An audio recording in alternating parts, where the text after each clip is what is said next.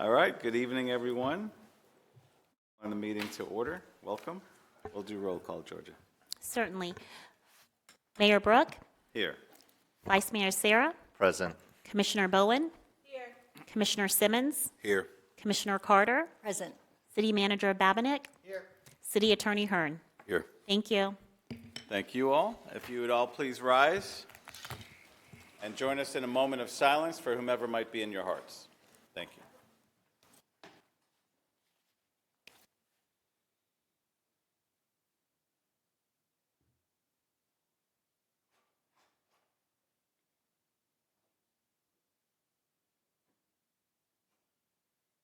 Thank you very much. I'm looking to my fire chief. Would you like to lead us in the pledge? All right.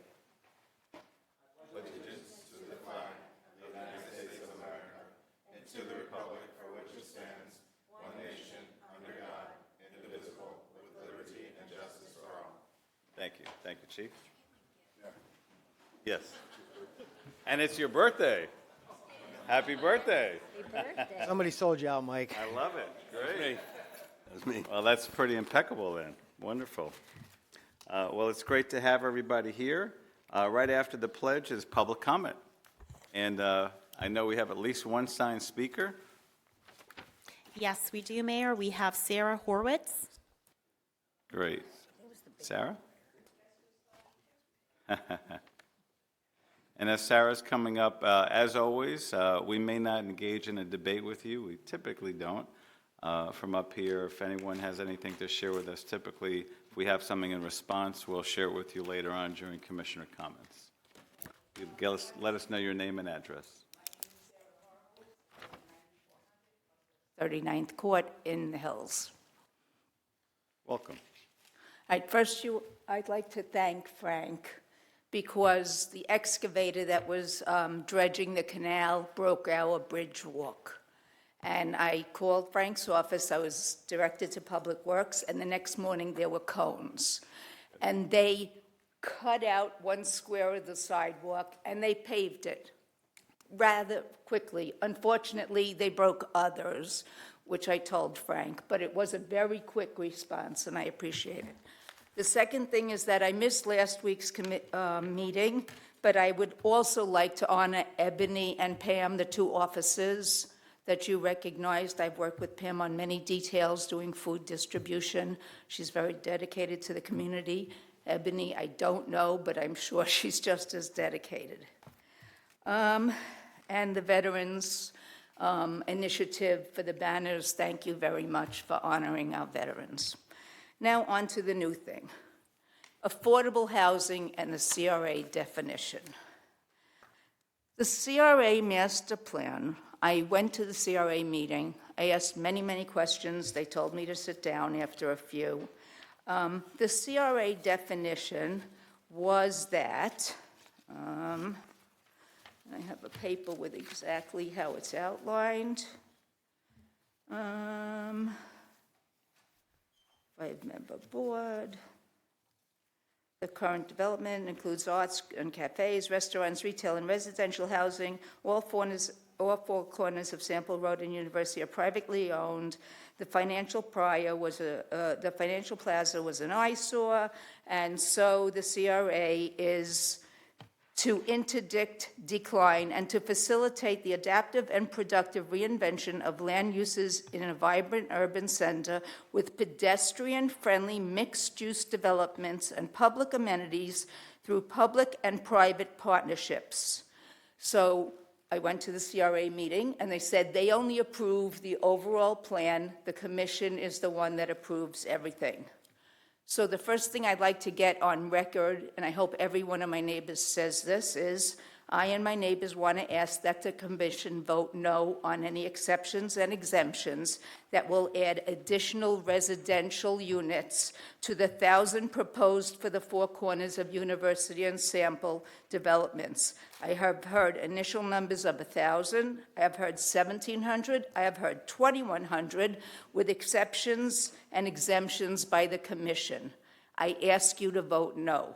I know that on the 26th of January, there was an article in Carl Springs Talk, and it quoted Commissioner Metamayor Bowen as saying she would like some of the second building to be 10% affordable housing. Wasn't the whole reason for the CRA to reduce blight and slum and have affordable housing for people to move back here? Your time is up. I know, Appreciate you being here. okay. Are there any other signed speakers, Georgia? There are no more signed speakers. Okay, thank you. Would somebody else from the public like to be heard? Hi, All right, Teresa. please come on up, Are you, and you can have a seat, please. thank you. Teresa, feel free to come to this mic. And good evening. Thank you. Good evening. Teresa Caldor, Northwest 101 Drive, Coral Springs.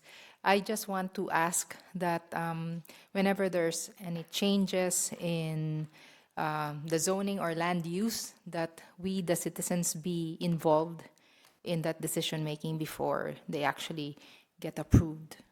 That would be my strong request. We appreciate you. Thank you. Would anybody else from the public like to be heard? All right, seeing none, public comment is closed. We're up to special meeting items. First is a presentation of the fiscal year 2024 budget and business plan. Mayor, thank you very much. As Eliana makes her way up to give the commission the presentation on the fiscal year 24 budget, I just want to thank our department directors and all of their staff for the tremendous amount of work that has gone into this proposal you're going to see tonight for the 24 budget. Ileana, your team under Catherine's direction has just done an incredible job as usual. A lot of times the work that goes into preparing this budget and the preparation that goes into it goes unseen.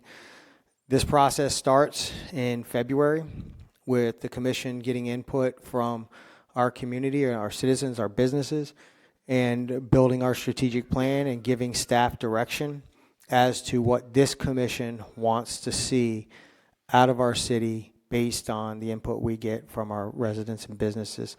So to our staff, just thank you guys very much. Your work does not go unnoticed, and we do know how much goes into what you're about to see. To the commission, thank you for the time that you dedicated ahead of this meeting to be thoroughly briefed individually on this budget and the budget process. We appreciate it, and we appreciated your input into this as well. It's our pleasure. Good evening, Ileana. Almost evening. Yeah, it is evening. I don't, it's not even. Close. Frank. Happy hour. Thank you to the budget team. Again, there's a lot that goes into this. There we go. So tonight, we're coming to set the trim and our preliminary non-ad valorem assessments, and we'll kind of go through how we start the budget process, how we go through it, and how we are at this point today. This is just a quick agenda. And here we have our vision, our mission, and our strategic goals. Our vision to be the premier community in which to live, work, and raise a family. On our budget calendar, it's slightly cut off. As Frank mentioned, this started back in February with our strategic planning with the commission. We had one full day with you to go over the strategic plan, and we are currently here today for setting the trim and our non-ad valorem assessments, and then our next two meetings are in September for our first public hearing and then our second public budget hearing. Our theme this year was advancing the vision, taking what we've built on last year and continuing to advance it, and our focus is people here in the city, our employees, continuing the ARPA projects that have already been established, finishing those out, and really focusing on being able to afford to own what we own. And that's really looking at our aging infrastructure, road resurfacing, and the replacement plans throughout the city. Some community education and involvement information. This is where we listen, we learn from the information that we have. We learn from what we have existing, our 5-year forecast. We have best practices and the items listed on the left. We listen to our community, we listen to our businesses, and we take in all of this information, and it helps us build our strategic plan, helps us build our business plan, and ultimately our budget. And then from there, we go back out into the community and share where the budget is going. On our community engagement spectrum, this is just how we really work with the community. So we help inform the community, we learn from the community, involve the community, collaborate with the community, and of course, empower the community. And we'll see this with what we're focusing on right now, which is Vision 2035. We are working to get surveys out, and we're also working with HOAs, nonprofits, and they're being given meeting in a box to get this information out to the residents to get their feedback, our boards, committees, and groups. And if you want, you can grab the QR code. It'll take you straight to the survey, and you'll be able to take that survey and have your voice heard on Vision 2035, which will be going through all the way until December 2023. And from there, on January 27th, 24, we're having a visioning summit to bring all of the information together. And so far to date, we've received 730 responses. So we really want to grow that number. Wonderful. Strategic planning, this was when we started in February.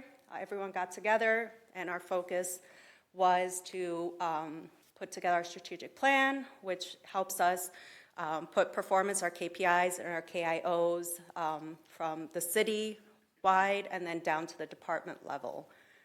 And the focus at that time was, let's finish out all of our ARPA projects. And the ARPA projects were put together based on information that we got through outreach from residents in the end of 21, and took to a community forum January 24th of 22. And from there, we got results. And on the left are results from input from the residents, and on the right is input from the community forum. And so you can see infrastructure is at the top for both, and that was what helped guide the ARPA projects, which I'm going to skip one just to go to the original ARPA list. This was the $20 million, and it is sorted by strategic goal. And this is what we had put together last year. And then so far this year, I know the print is very small. You can see a lot of them say completed. So some were completed in 22, others were completed in 23, and we still have some that are outstanding for this year. There are some large items. You can see the aquatic pool deck, $1.8 million project. That one is just starting. So we're getting into some of the larger ticket What items. project is that, Ileana? The aquatics pool deck, it's about 6 down. Gotcha. Yep. I see it. Thank you. Yep. Public education, in the month of April, the commission did a video each, and we put that out through social media, and it was an opportunity for financial literacy to help residents understand budget, their taxes, and things like that, and we continue that year-round.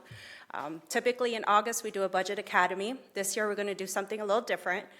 In the month of, or the week of August 28th through September 1st, we're doing what we're calling Budget and Brews, and we're going to be at 5 different local businesses in the city to give residents the opportunity to come to us, sit down and have a conversation about the budget in the city, their taxes if they would like. We'll be more than happy to talk through your Coral Springs taxes and redirect you for the other taxing authorities as necessary. I think that's such a great idea, and I really appreciate it. Yeah, we're excited for it. Transparency, we have our dashboard. This lets residents see initiatives, our KPIs and our KIOs, where things are in the process of the project. If you scan the QR code, it'll take you right to the website, which is coralsprings.clearpointstrategy.com. And this gets you right to all of our KPIs and our KIOs in the city.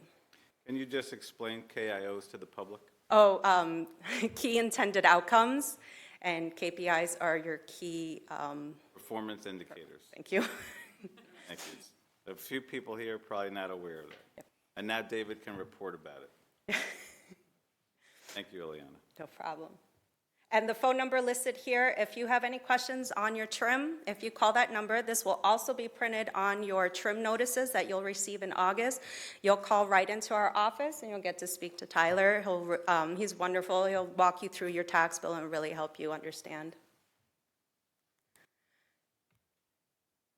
Budget kickoff. This starts in March for us. We come and we bring the baseline budget to the departments and say, here's the budget that we're setting for fiscal year '24. Let us know what you need in addition to this, where they'll submit new initiatives. Maybe they need to change their mission or their core processes, and that's all a discussion that we have based on budget kickoff. And the question that we asked again this year is, can we afford to own what we currently own so that departments could really stop and take a look through their budget?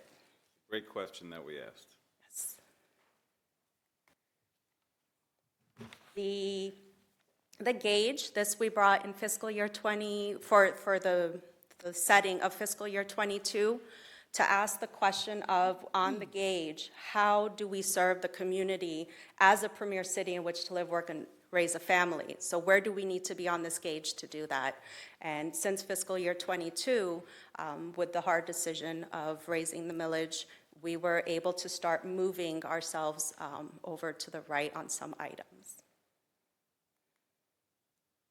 Our full-time employees, just showing the growth here over the years. And our city staff comparison, this is looking at other similar size cities by population, and then looking at the total employees for that city against the total population. We're slightly higher, but through the 2020 census, which raised our population, and our employees did not raise at the same rate as the population did. So we did move down a little bit on this chart. Looking at where we are currently today, all of our funds, we are looking very healthy. Our water and sewer fund is the only one that's not healthy right now. We are possibly going to be bringing this one for amendment. John Norris is working on this and working to make sure that this is the extent of where this fund possibly goes over. But all of our other funds are healthy, especially our health and insurance funds after fiscal year 21, where we went over on this one due to the health claims. This is actually good, and it shows that it is stabilizing. Ileana, if you don't mind explaining, this says in the orange projections as of end of May. Yes. Fiscal year ends September 30th, correct? Correct. So to what extent are we engaged in projecting either specifically, or is it just percentages out for another blank amount of months? Or both? Both, we try to be conservative so that we're not going to overstate something, but when we see that like the water and sewer fund is going over, we want to try to get as close to exact as possible so that we don't have a big surprise at the end. We try to not be too conservative, but also get it. We're looking through the end of May here. Next month, we'll have through the end of June, leaving us only 3 months left in the year, and we'll start to tighten up those projections a lot more. And Mayor, if I can, this is done on a monthly basis. City Manager's Office meets with Ileana, and we go over the city's financials every month, and we do a deep dive to see where we're trending and where we're tracking to ensure that the budget is being appropriately managed. Great, thank you, thank you. Things that we took into consideration when we were starting our fiscal year 24 budget, I want to focus on 2 items here. Property insurance increases. This is a hot topic for everyone, probably in the entire state of Florida. Everyone's property insurance has gone up, and the city is not immune from that. This year, and I will discuss it a little bit further on, our property insurance increased 85% from the prior year. And then solid waste, this is a county-wide issue. It continues, and when we get into our assessments, we'll have a little bit more information on that. Those were things that we really looked at to set our 24 budget so that we don't have surprises in next year's budget. Marty came last week. He did such a wonderful job reporting or sharing information on the total taxable assessed values in the county, more specifically to the city of Coral Springs. And last year, we set our budget based on $12.78 billion. That was our July 1 TTAV figure, which is total taxable assessed value. And this June 1 total taxable assessed value right now is at $13.9 billion. Which is about an 8.7% increase overall from where we set budget last year. This is a slight difference if you check the number on BCPA, because the number that they use is the final total taxable assessed value, which does take the Value Adjustment Board into account. And that ultimately does typically lower the values from your July 1 figure. This is our proposed budget at this time, showing the different areas where the revenue comes from. Our top 8 revenues, those are typically population-based, and they come from the state. And just showing the current proposed budget, the expenditures in our different departments and their total percents. And this is just for our general fund. There are departments that do have portions inside other funds. This is just showing our general fund. On our top 8 revenues, as I mentioned, these are population-based. So as our population kind of hits its cap, our percent share of the state revenues also hits its cap. So we kind of monitor them, watch them, and see if we're projecting too much growth or not enough growth, whatever it might be. This is them just kind of outlined out, and I really want to get to this slide. Oh, that was fun. So these revenues to watch, again, population-based. You could see the half-cent sales tax, which is the purple line. In 2020, due to COVID, it had a sharp decline. And then since COVID, it's had a very sharp incline. And so we're monitoring it because right now it's on the up. And if we project future years out on a high growth, and then it has a sharp decline again, that could set our 5-year up for not doing as well.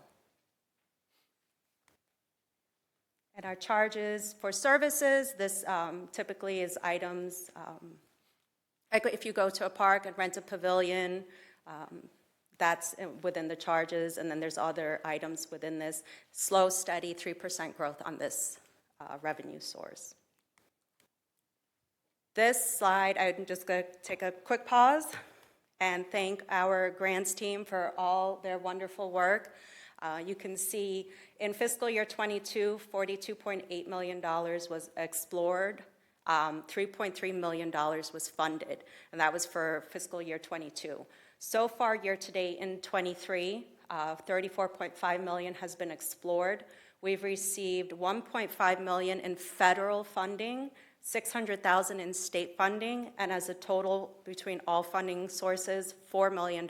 So we're already ahead of where we were last year. So it's a really good thing for the city. That's awesome. Let's clap for that. It really helps us accomplish projects that otherwise we would have to wait for funding to become available or take out debt, which we don't want to do. Great numbers. I would love the return on our investment in our grants team. Our 5-year forecast is very small, I know. It's telling a lot of information. It is showing, though, that it is a very healthy 5-year forecast. We have a balanced budget right now. We are proposing a balanced budget utilizing the existing millage rate, 6.0232. We are not increasing the millage. This year was a projected millage rate increase year, but that is not needed. The millage rate is staying exactly as it was last year and as it was in fiscal year 22.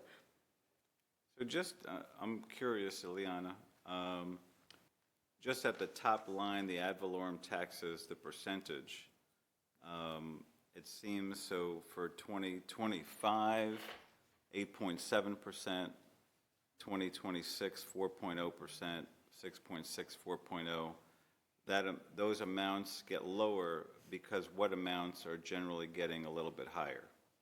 So when it's, the 4% is our conservative projection. We're projecting a 4% growth over the prior year.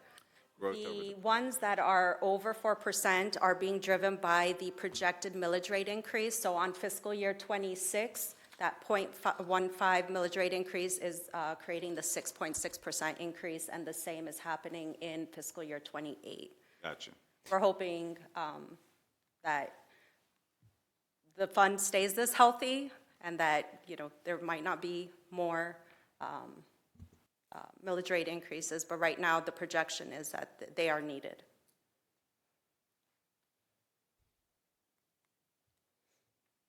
Just a quick look, forecast assumptions. We have to make sure that we have enough to pay our existing contractors and vendors for things that we have in place.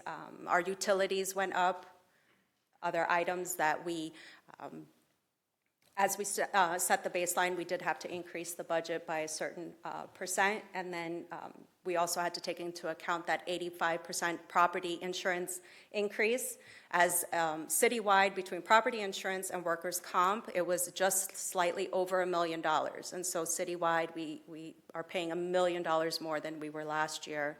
And on our health insurance, it's just slightly under $1 million more than we were paying the prior year. I'll talk about those a little bit more. I hope to skip this one. Surtax, we just submitted cycle 4. These are the projects that are in either planning, design, or construction phase. This really helps us accomplish projects that the county funds through the surtax. And so we really appreciate when Julie's team goes out and submits for surtax, because it really does help the city. We're going to start talking about the assessments, and this is where we started with a new vendor called Zen City. Prior to Zen City, we would do the business surveys one year and then the resident surveys the other year, and we would alternate between. We are now running them concurrently. And in our '22 survey using Zen City, the results back are, why live in Coral Springs? And the residents came back and mentioned attractive neighborhoods and affordable housing, quality education, a feeling of safety, and recreational opportunities.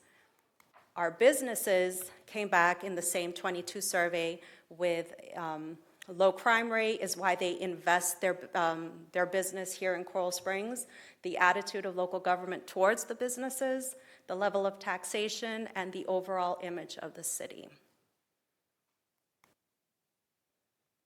Our vision and our goals again. Here is our strategic plan.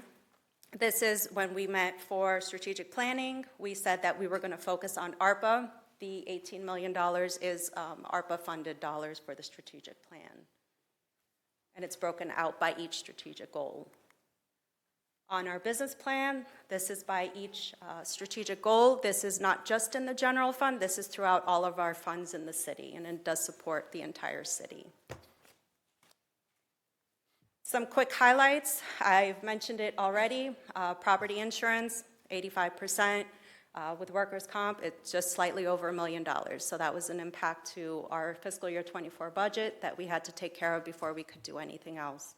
Our health insurance, the number that the impact to the city of just under $1 million is a big number, but the 4.8% increase is a great number, especially with how high claims were prior. So this number coming in lower than before is actually really good.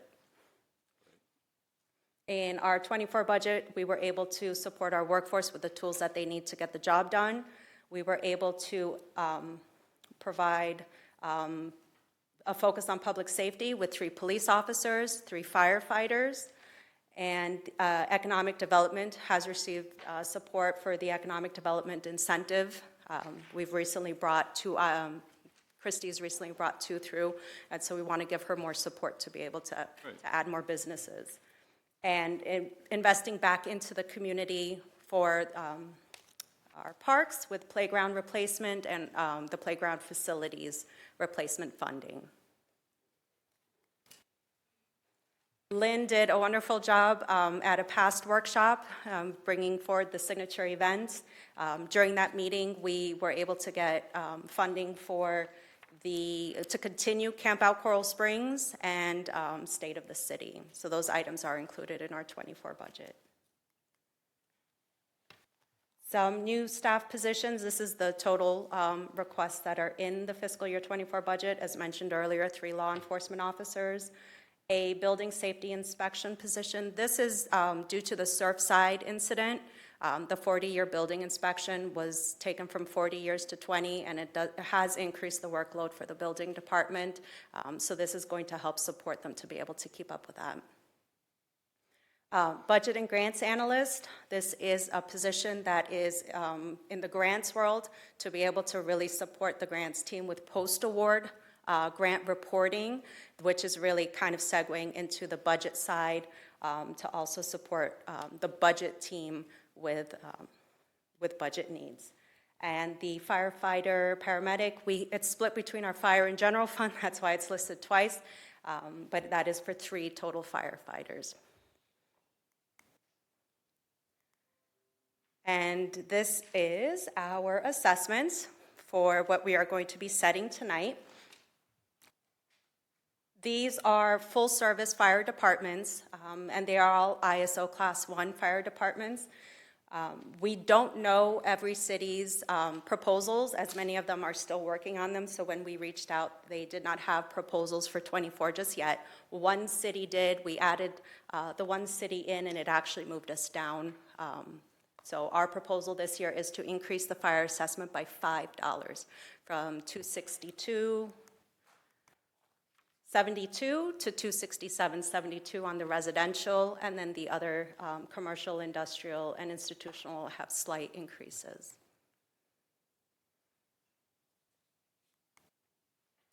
I'm going to pause real quick and ask John Norris to come on this part. Thank you, John. Thank you. Evening, Commission. I'm here to present on Public Works different funds. The first one we're going to start with is residential solid waste assessment comparison. You can see where we are. We're right in the middle. What we don't have on this slide is what all of our neighbors are going to be doing in FY24. These are just using FY23 numbers.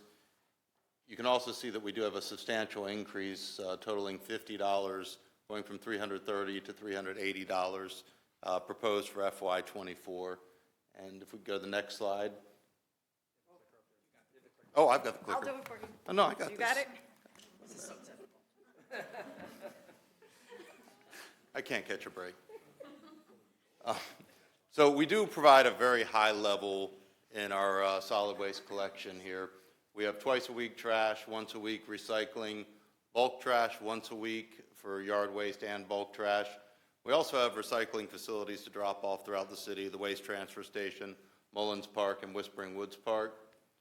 The Waste Transfer Station's open on the weekends. Residents can bring whatever bulk recyclables they want to on the weekend during normal operating hours. And we also offer household hazardous waste disposal on the weekends. This is a breakdown of the solid waste assessment. So the collection component is going down by a few dollars. That was due to a CPI increase last year that was too high, so we're making up that this year, so that averages out over the 2 years. That's what we pay our collection contractor. That's the portion that goes to them. Disposal is where we're seeing a large increase. We're seeing about a 10% increase. It's a very volatile market in South Florida for disposal of solid waste, and that comes down to one thing, and that is the scarcity of open land. We have nowhere to take solid waste. Currently, we're in an interlocal agreement with Broward County to utilize their disposal facilities, that is Wheelabrator Waste Energy Facility. You have the franchise fee staying flat. Recycling has been extremely volatile. You may remember about a year and a half I came before commission, and recycling was looking really good. We got back into recycling. This increase in recycling from $12.24 to $34 is due to a couple different things. The fee to process the material at the MRF, but more importantly, it's the commodity prices have gone way down. So we do anticipate the commodity prices will increase and level off at some point. But you look at that graph and they're just up and down ever since 2018 when China started or stopped taking recycling material from the United States. So we're hoping that'll stabilize with the markets in the U.S. We think recycling is an essential service that we have to provide. Many of our residents do it, we do it well, and we'd like to wait out these markets and hope they stabilize. In addition to that, we are entered into an interlocal agreement with the county and other cities within Broward County to look at forming a disposal authority. That disposal authority will address these issues long-term to establish disposal facilities for both recycling and solid waste. See the household hazardous waste, $4.44, administration, $7.91. Reserve early payment, that has to do with the tax bill. We have to account for a reduction in our revenue from that. And then contingency, with the uncertainty in the disposal market and also the uncertainty in the collection market, as we are currently out to bid for a new collection contract, we have been making sure our contingency is very healthy over the years. You can see over that last 5 years, we've been adding to contingency to make sure we can cover any unexpected increases there. Supplemental disposal, that is an unknown right now. As I said, we're part of an interlocal agreement with Broward County for disposal. They are currently looking at options. That interlocal agreement came to a 10-year point to where they have the right to change disposal options for the municipalities. We're waiting for the outcome of that. This $20 is basically an estimate of what it could be if we had to change where we took our bulk and yard debris. So that, we're going to know hopefully in the next couple months exactly how much Broward County is going to pass on to the municipalities, and that brings our total assessment to $380. And I'm happy to answer any questions on solid waste at this point. Any questions? Commissioner Mateo Bone. Thank you, Mr. Mayor. Thank you, John, for going into detail about solid waste. Can you please speak to the contamination rates since we've been recycling again? Has it increased? Has it decreased? The contamination rates have decreased. I think they were around 36, 37% when we ceased recycling. When we started back up, we've been hovering around 32%. It's still not exceptional, and we encourage our residents to not contaminate it. More often than not, you're seeing people throwing trash bags or recycling in bags, which is treated as contamination. What has changed is contamination used to be a big part of what we paid for our recycling, but as the commodity values have gone down and the processing fee has gone up, that's a smaller portion of what we're paying. I'm not saying we shouldn't continue to educate residents. It's just not as big a part of the bill as it used to be. Awesome.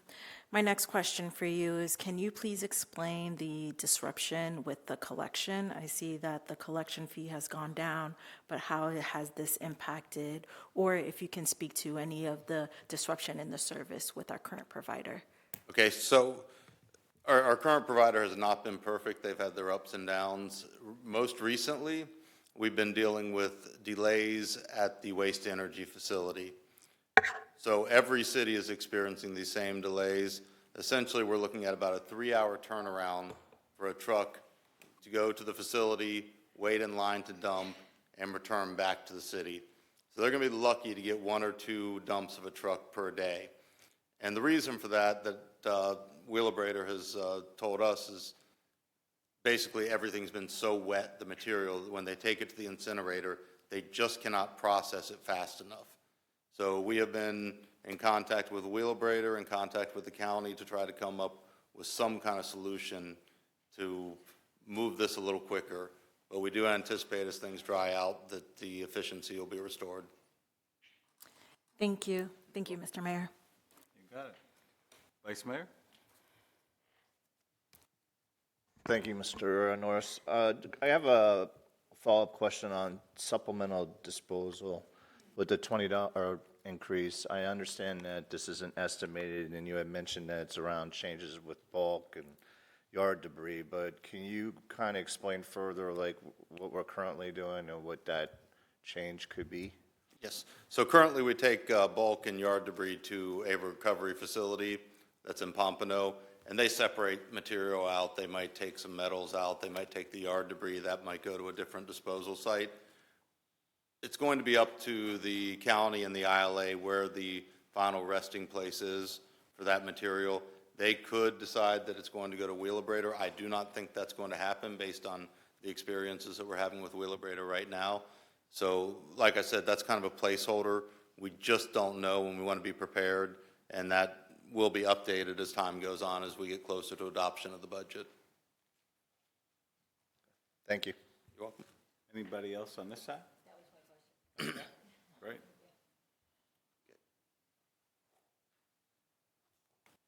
And we're going to move on to the stormwater assessment.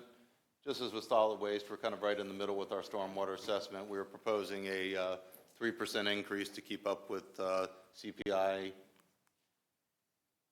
Current projects, we've had a lot of projects completed.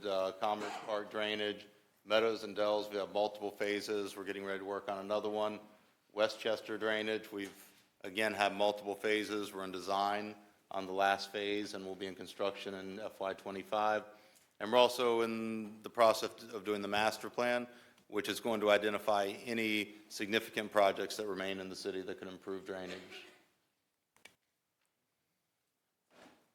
FY24 Water and Sewer Fund highlights. So two separate rates, and there are two different increases. Water is showing a 9.5% increase, and wastewater is showing 2.5%, with an aggregate amount of 5.1%. This comes from a recommendation from our rate study consultant, based on the fact that we are planning to replace the current water treatment plant. That's why you see the water side of it increasing so much more than the wastewater side. I lost my train of thought. But so this is basically preparing for the design next year of the water treatment plant and the subsequent construction in the coming years. This equals out to be about $3.85 per month for most residential customers. We have ongoing programs to keep the forest mains, keep the water mains upgraded, and also control inflow and infiltration into our wastewater lines, which reduces our cost to treat that wastewater. Every time it rains, you get infiltration into the lines. We pay more to process our wastewater. And like I said at the bottom, we're in the design phase of the water treatment plant membrane upgrade. John, can you just clarify who this affects? Yes, so the area in pink is the City of Coral Springs Water District. So it's just that area from Royal Palm to Wiles, pretty much east to west, and then that little area north of Wiles. So it's just our water district.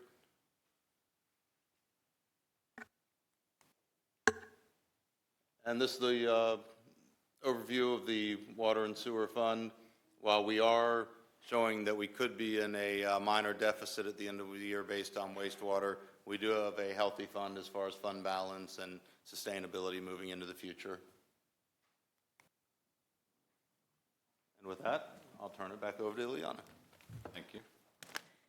Thank you, John. Our museum fund, just showing it very quickly, it is balanced at this moment, and it is a 3.3 increase over the prior year.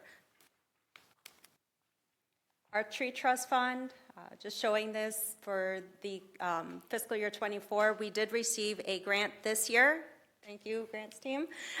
It did have a grant match, and that was appropriate to put into the tree trust fund. It does have very specific guidelines, and we checked to make sure that the tree trust could support it, and it was supported, so that that's the only expense that we're putting into the tree trust for next year. The tree trust is funded when trees are removed through either penalties or paying into it. The general fund does not support this fund at all. And our public art fund projects for fiscal year 24, there is a 60th anniversary project in that fund, one new art piece, and funding to support maintenance of the existing pieces throughout the city. And again, the public art fund is not supported by the general fund. This one is supported through permitting fees that come in from when somebody builds new construction or renovation, and there's specific criteria of sizing and things like that that pays into the Public Art Fund. Our status of reserves, we are healthy. As you can see, we have 20% stabilization. That's very good. Trying to slowly build that up. You can see over the years the increase to the stabilization. Our computer replacement plan is very healthy. Our facility replacement plan, we're working on building this one up. That's part of that. Can we afford to own what we currently own? Building on that. Our parks replacement, another one that we're working on building, as we do have a lot of parks in the city. It's 49 parks. I'm sorry, Rob, if I got that number wrong, but they do need money to keep those facilities looking great and keeping them beautiful for the residents to use. This is our debt in the city currently. It is stepping down. You can see the red is our GO bonds. Those are voted, that's voted debt that is on the tax bill. The blue are the revenue bonds, things that we've gone out where it's just something that the city couldn't afford, but you could see that it is stepping down. And we are not going for any new debt in fiscal year 24. On this one, Marty did a wonderful job presenting. Just to kind of bring it back up, there are 41,497 total properties in the city. Of those, 38,000 are residential. Of those residential, 25,000 are homesteaded, which is 61% of the total residential properties are protected by Save Our Homes. And this year, BCPA set the Save Our Homes cap at 3%. And just in dollars, the proposed ad valorem this year is $79.5 million. From the numbers prior, $73.5 million is coming from homeowners. $44.8 million of that is protected through the Save Our Homes from the homesteaded properties with the cap. 5.6 comes in from our businesses, and about 300,000 comes in from institutions. We took a look at the data. This one's a little new. And we were asking in the surrounding cities based on the length of time a property has been homesteaded. In the surrounding cities, we said, how long have these cities had properties that have been homesteaded for more than 25 years? And in the city of Coral Springs, the length of a property being homesteaded over 25 years is 15.2%. So people are staying in the city for a long amount of time. This is our proposed fiscal year 24 millage rate. It is 6.0232, no change from last year. And this is against all the other cities in Broward County's fiscal year 23 adopted rates, as we don't know what their proposals are. We'll have that information when we come into September's meetings. And just a timeline of our millage rate increases. You can see the last increase was fiscal year 22. It was a 0.15 millage rate increase. 23, no rate increase. It stayed 6.0232, and this year we are proposing to keep it 6.0232. So no millage rate increase. Here we're showing if you were to pick up your house from Coral Springs and put it in another city, this is what you would pay more or less. So if you pick up your property and move it into Davie, you'd pay about $139 less. If you'd pick it up and move it across the way to Coconut Creek, you'd pay $30 more. It doesn't account for the services. The services that you receive in Coral Springs could be different from these other cities. This is just tax for tax, house for house.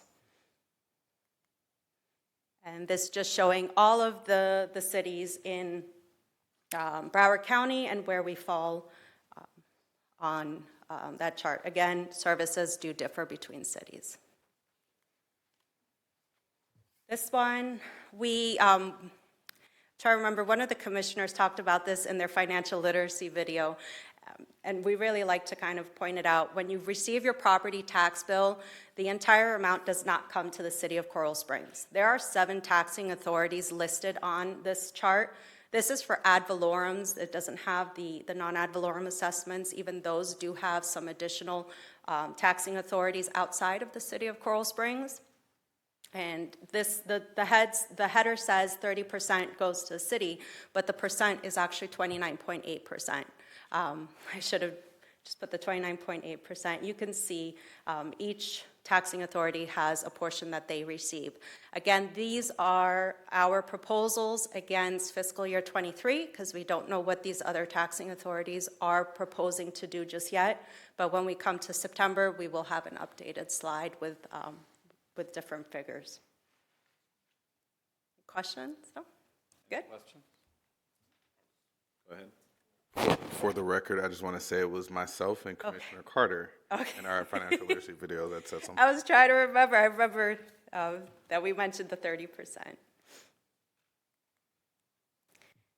This slide takes into account what, if I was an average taxable, last year's average taxable value, which was about $279,000, knowing that I'm homesteaded and I'm capped at 3%, what would happen to my property? I would raise, my ad valorems in the city would go up $50.59, and that is because my property is increasing the 3% cap. My voted debt is decreasing $3.36 because we have not taken on any new debt, so as we pay it down, it decreases. Our fire assessment, we're proposing $5. Our stormwater assessment, it's $3.90. That is per ERU, and the residential properties are typically about 1 ERU. And our solid waste, as John just explained, the $50. As a total, from the average taxable last year with my 3% cap and the assessment increases, I'm looking at about $106.13 increase on my City of Coral Springs taxes, about $8.84. Your property tax bill could be more, and that is due to the other taxing authorities. This is just on the Coral Springs portion. And taking a look at a condo, same thing with the prior year average taxable, and doing the increases with the assessments, it's about $72.41 for the year, or $6.03 per month. This is our dashboard, and we made it visual. We took the GIS information that we have available with our dashboard and put the map so that residents could go see a specific strategic plan or business plan item and say, hey, where are we with that? Did we complete that? Did we even start it? You know, those different questions, and this is an opportunity to see it visually. This is updated quarterly, same as our dashboard with our KPIs and our KIOs. Finally, we are also setting our trim, and so when we come back in September, there will have to be a vote for the trim, as we are collecting more than we collected, or that we will collect for this year, as this year is still ongoing. We will have to advertise as a tax increase. That is due to the property taxes, or the property values increasing. But we are proposing to keep the millage exactly the same, which is a $6.37 million increase from fiscal year 23, to not collect more than we did last year and not advertise a tax increase. We have an anticipated rollback rate, and I say anticipated because we don't have our July 1 values just yet, and that number could change between now and the July 1 values. But right now, the anticipated rollback rate is 5.5393, which is a $6.39 million cut to our budget. So we would have to cut $6.39 million from our budget. Any questions on that? Yes. Thank you, Mr. Mayor. If you can, just as simple as you can, if we're not changing the millage rate, why is there an increase in ad valorem taxes? Because the property values increased. So we went from the $12.78 billion of property total taxable assessed value to the $13.9 billion. And so that change means we are collecting more from the prior year, and that is what's causing the increase. And as Marty did state when he came last week, if you feel that your property shouldn't have increased the 3%, hopefully you are homesteaded or are able to be homesteaded, you can go to the Value Adjustment Board and say, my property isn't worth what all my neighbors are who just bought and renovated, or whatever might be causing the values to increase. But otherwise, it is from that prior year increase. You bet. Any other questions? Commissioner? Thank you, Mr. Mayor. Thank you so much for your hard work and your team's hard work. My question for you is, what measures has our staff taken to mitigate the impact of inflation on the 2023 fiscal budget? And has there been any adjustments made to allocation priorities or funding strategies? For 2023, yes. We do look at everything, and some of the things that we do is if we only are constrained to so many dollars, that maybe we do less. So maybe at one time we would purchase 10 of something, and now we only have enough to purchase 8. We do within the 8 if it's feasible for us. So for within this year, we are looking to possibly bring the general fund for an amendment, because we do see that some of our population-based state revenues are exceeding where the Department of Revenue estimated that they would perform, and we're liking to utilize that to help us with our budget. Thank you. And can you speak to, I know last year we had a conversation about healthcare. Can you please speak to that and where we are? Because last year we were in the red, and this year, are we in good standing? Yes, we are. We monitor the health fund. I monitor it monthly. We receive a report from our consultant, or our vendor that we work with. They send us the information and we take a look, and we are coming in under what, if we took the entire budget and made it monthly, we're always coming in under that monthly amount so far. So as long as that trend continues, the fund is going to be very healthy and come in under budget, as opposed to our $5 million overage year. Awesome. And I've gotten a lot of questions, emails, text messages, really regarding to engagement, especially for our public. And what are you and your staff doing to ensure that we are getting engagement and input on this particular budget? And what are some key concerns or priorities that community has expressed to you in regards to the budget? We have not had anything expressed to us directly. We do, on your tax trim notices, the phone number does come in directly to our department to discuss taxes. We don't receive too many phone calls. They typically come after August when the trims are received, but so far we haven't received any calls with any concerns. We are doing our budget and brews. That it's going to be 5 days where we'll be available, as opposed to Budget Academy where it was a single day. So more opportunity for the residents to come and have a chance to sit down with us, ask questions, and share what their concerns. One thing I was hoping that you would also add is the survey, the visioning survey that we have right now.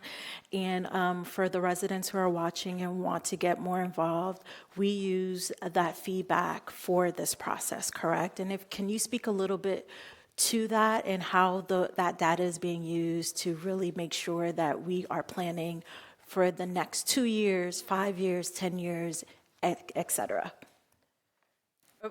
Nicole will be at all of our, she spearheads the visioning for us, so she'll be at the budget brews, and we'll be trying to get, the residents to take that survey.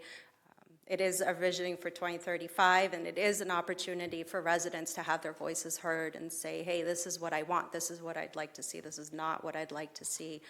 We do urge all residents, if they want their voice to be heard, to take the survey. It's short, it's not very long. I believe the majority of it is multiple choice, so that it's just a quick selection. And there is an opportunity, I think, to put some open-ended text.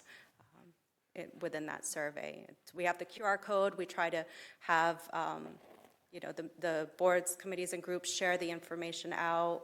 Like I had mentioned earlier, the HOAs were given the meeting in a box to share within their communities so that residents can have that opportunity. And we, during our Budget and Brews, we'll be there also soliciting those surveys. We do, at all of our events, we always try to set up a tent to get survey responses. We will be at July the 4th. Getting with volunteers to help get some survey responses on Visioning 2035. Commissioner, if I could, we also just completed our residential survey. We'll be starting our business survey. That's information that's brought to the commission during strategic planning, that we listen to our residents and our businesses as to what their priorities are, where they want to see their money spent, and what they want to see the city accomplish over the upcoming years. So that's another way, a good way to get involved, is make sure when the city is sending out these surveys that you please fill them out and get that information back to us. Thank you. That's all for me. Thank you, Mr. Mayor.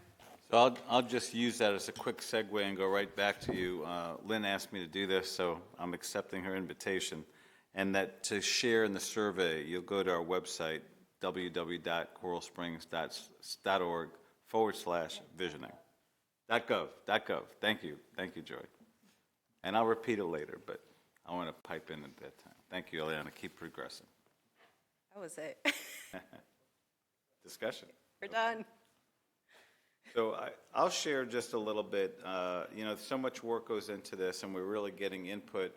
I'm going to say going all the way back to last year's budget hearing in September. And we hear from a lot of the more vocal residents and the more engaged residents throughout the year. And I know throughout the year I hear from people in the Community Involved Government Committee, certainly the Finance Advisory Committee share their ideas, their concerns. And probably the one that I heard more resounding than others throughout my year was about inflation, concerns about inflation. And I appreciate, how these certain funds in regards to health insurance has gone up, workers' comp has gone up, and I think it's a good budget. It'd be always amazing if somehow we can reduce the millage rate. But again, to be frank, as I shared many years ago, there was a year when I was mayor 14 years ago or so, and we lowered the millage rate, and we were pretty proud of it. And when you look back and see how that impacted a couple of years between 2010 and 2014, may not have been the wisest decision. So it felt good at the moment, and it's always great to potentially lower those numbers. But I think as we're looking at that gauge, where we want to be on the gauge as a city is really, pretty on this side in terms of providing awesome service. And in order to do that, you've got to make investments. So that's my comments. I'm going to go to Commissioner Carter next, if you have any discussion. Awesome. Commissioner Simmons. Thank you, Mr. Mayor. Could we put as you're flicking through slides, could you put the tax pie chart back up, the one that shows? Yes. Always helpful. That's my favorite 30% slide. one. That's my favorite slide, yes. Yes.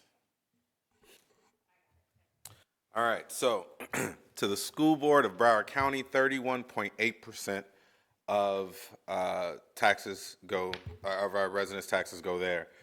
This is why you should always demand more of your school board representatives, because of how much you pay, whether you have kids or not that go to school, you're still paying. This is why you should demand more of your school board representatives, because your money goes there, more of your money than what comes to Coral Springs. And we are very happy to always have our residents come and speak to us.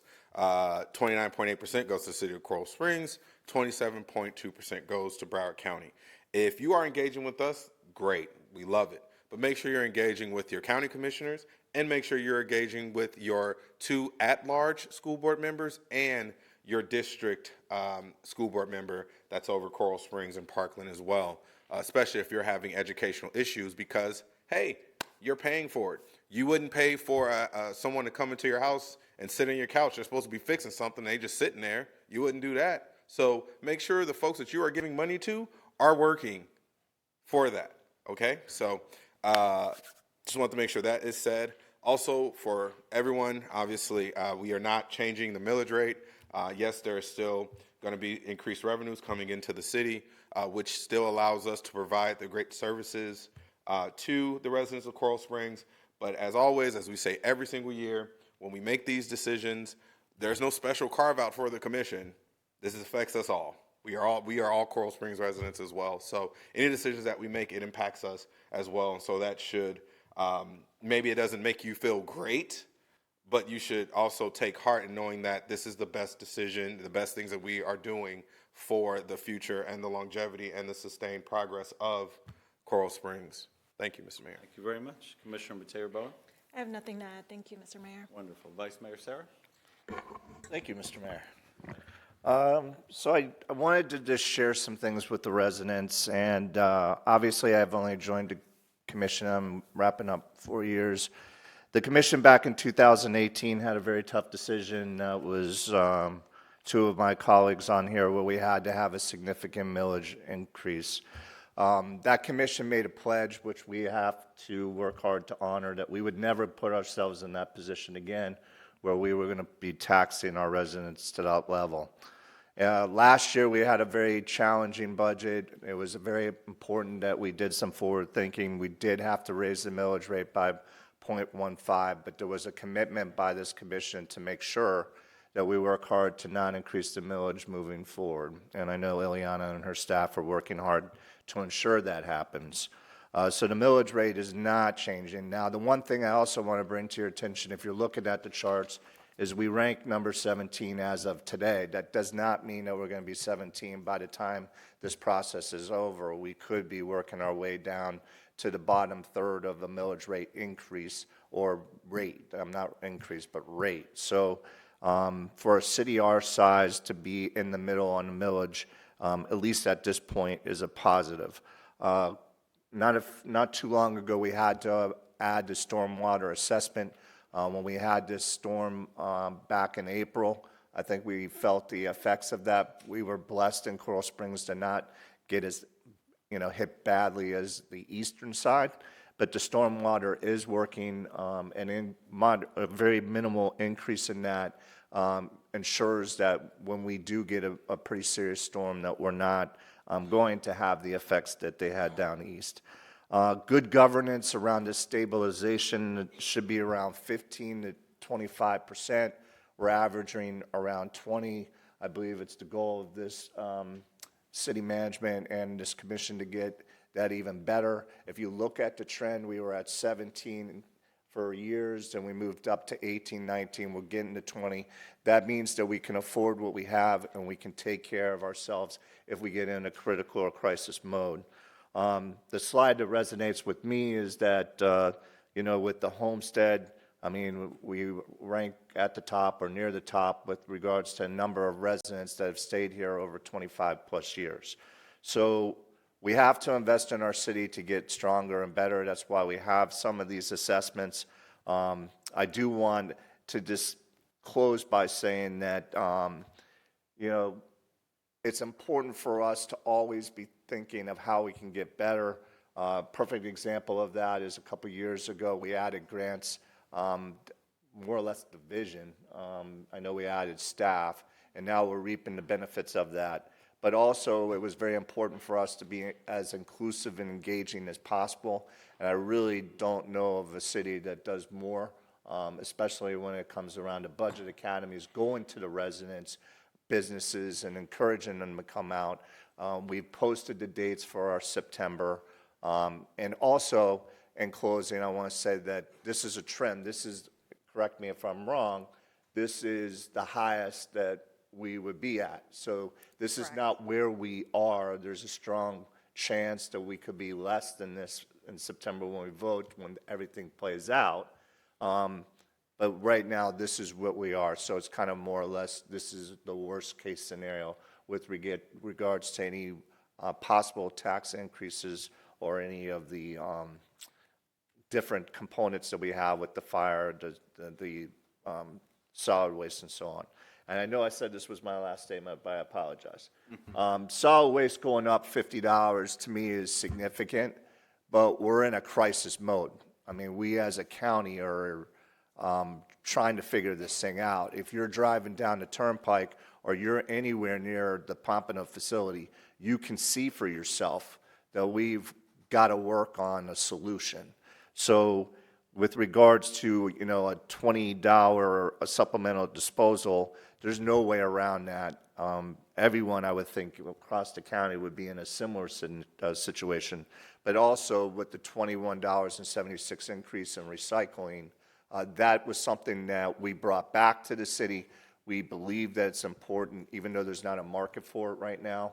But you have to invest in our future and hope that things get better at some point. So those are my comments, and I appreciate it, Mr. Mayor. All right, you're welcome. Thank you. That's it? All right, thank you so much, Ileana. Thank you.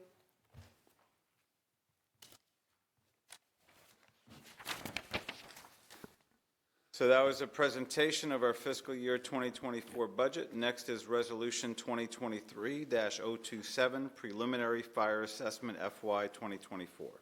And Mayor, just as a wide scope, what you're going to be asked to do is take 5 motions, 4 of them involving those assessments, and 1 involving the truth and millage, the trim. And Ileana's presentation, which, by the way, outside of the public, all of you spent an hour, if not 2 hours, with Frank and myself and staff going over, so you've already heard it, but that's designed to give you all the information you need to go ahead. And what we're doing today is we're approving preliminary assessments, and we're setting public hearings, so there's no public hearings for today. So Right. Having said that, we'll start with item 2, Resolution 2023-27. It's a resolution of the City Commission of the City of Coral Springs, Florida, relating to the provision of fire services and facilities and programs, fire services in the city, providing for purpose and definitions, providing for legislative determinations, establishing the estimated rate for the fire service assessment for the fiscal year beginning October 1st, 2023, directing the preparation of an assessment roll, authorizing a public hearing, and directing the provision of notice thereof, providing for an effective date. Its request to accept, adopt, and set public hearing for September 13, 2023 at 5:15 p.m. in chambers. Thank you very much, JJ.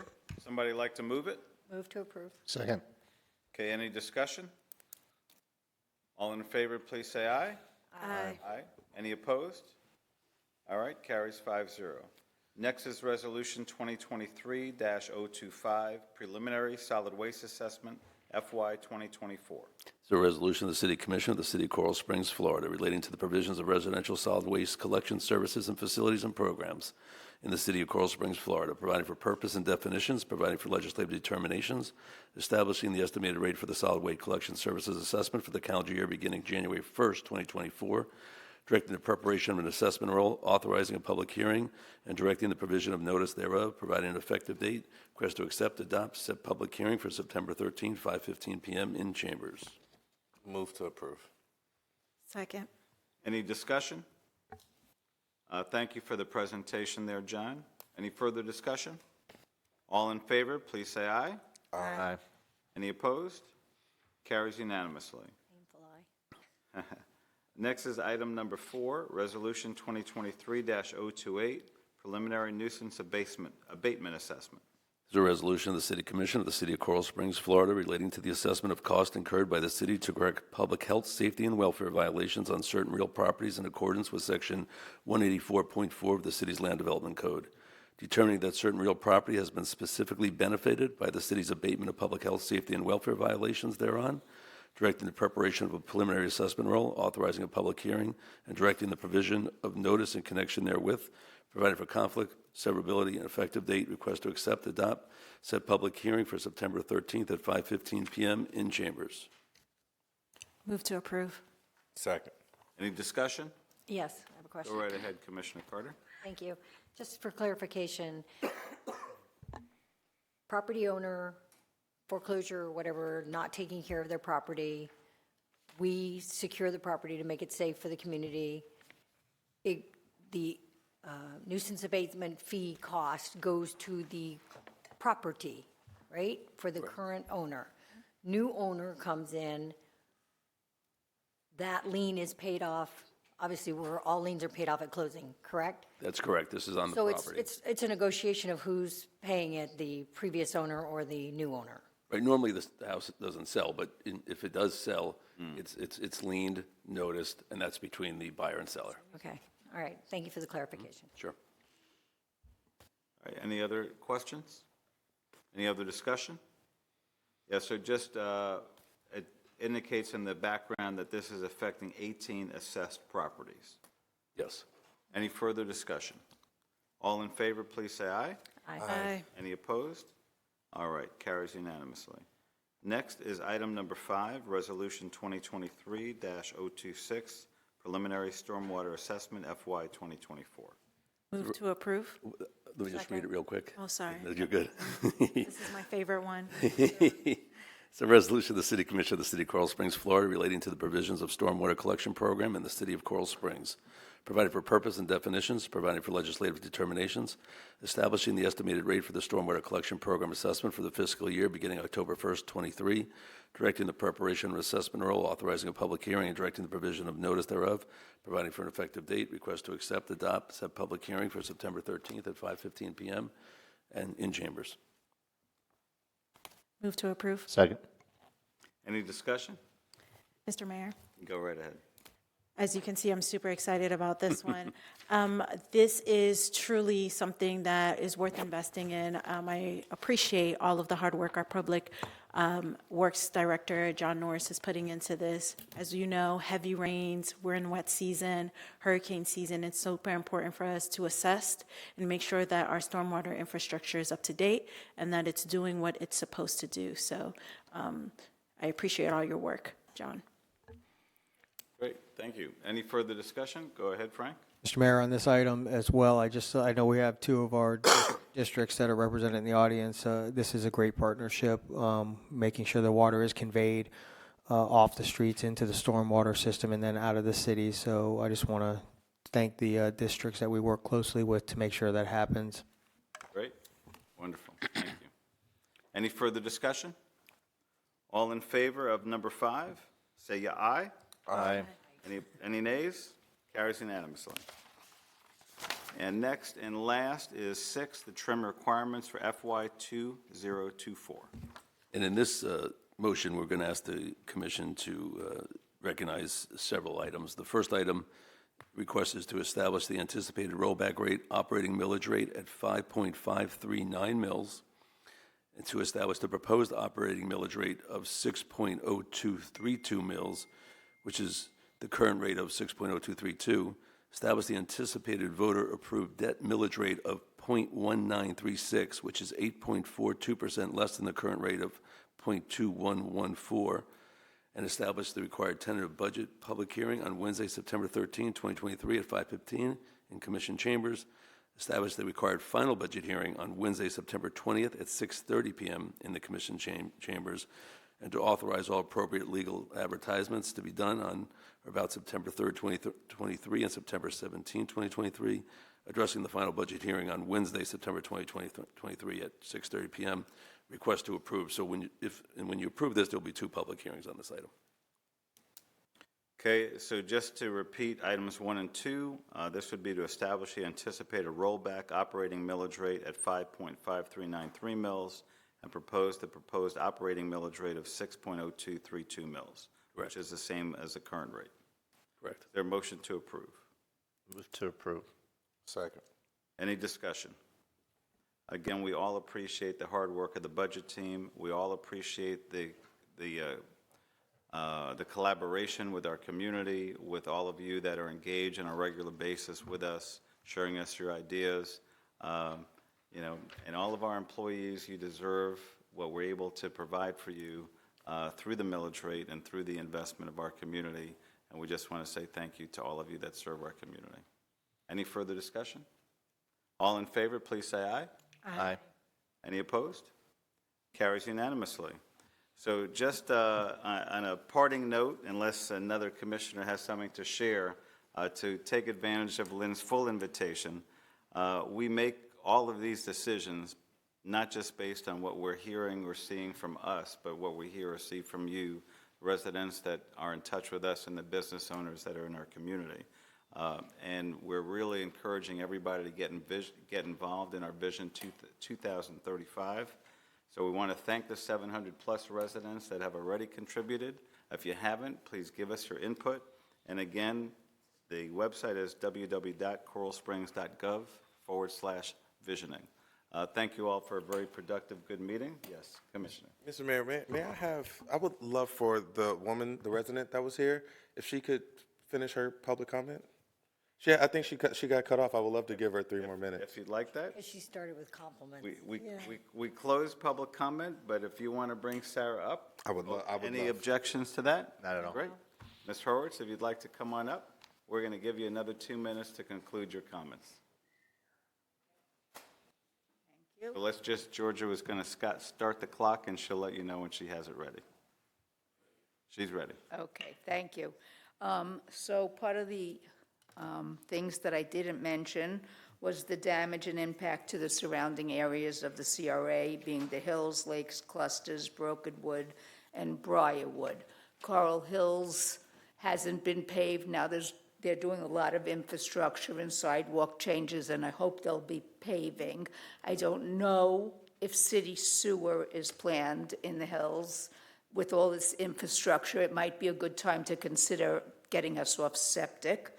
I was wondering about the new traffic survey, since the traffic survey that the CRA is using is from 2005, the year of Hurricane Wilma, and I don't feel that's valid, because we weren't driving, or we were, or there was a storm. I think that now with the rate of people moving in, it's way different than 2005. We'll make sure that someone from staff addresses that question for you. Okay, so the impact in the surrounding areas, the survey that was this year's survey was very poorly responded to. There was about 300 responses. We have 131,000 residents, 80-something thousand of them are adults. I believe the communication director has other means to get the survey out to the people, because from those 300 responses, you got the responses of entertainment areas, family-friendly areas, green parks, a yoga or community center, bowling alley, movies. That was in the only 300 people that answered. But I did my own survey on the neighborhood app, and I got 600 respondents who all said the same thing and no to all the congestion. So when I asked before that no new additional residential units be proposed, I'd also like. We've got to complete your time with us. Yes, I am going to stay. You want to chat with me? I'll stick around for a little bit, Sarah. okay, have we agreed. want signage, we want no through we have traffic, agreed. children You're complete, playing, actually, at bumps the- on the. Our meeting is adjourned. Have a nice evening, everyone. I actually You want me to re-adjourn? I just wanted to ask for Yeah. some consensus, yeah.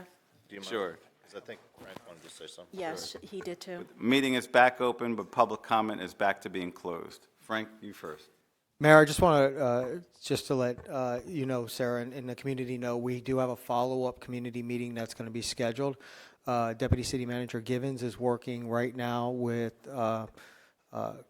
Vice Mayor to get that as part of his office hours. So we'll have another opportunity for the community to come in. And then Julie is going to talk with Ms. Horowitz on the traffic study portion of things to kind of clarify that as well. That sounds good. Thank you. Commissioner Mateo Bowen. Yes, I just wanted to quickly ask for consensus in regards to a recognition of a Sergeant Richard Brookshire with the Black Veterans Project to recognize him and give him a recognition.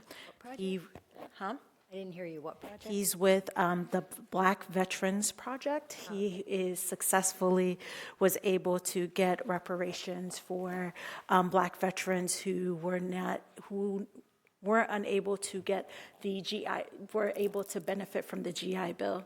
He's a product of this community and has led that lawsuit and has ensured that thousands of Black veterans get their compensation. And he is a veteran?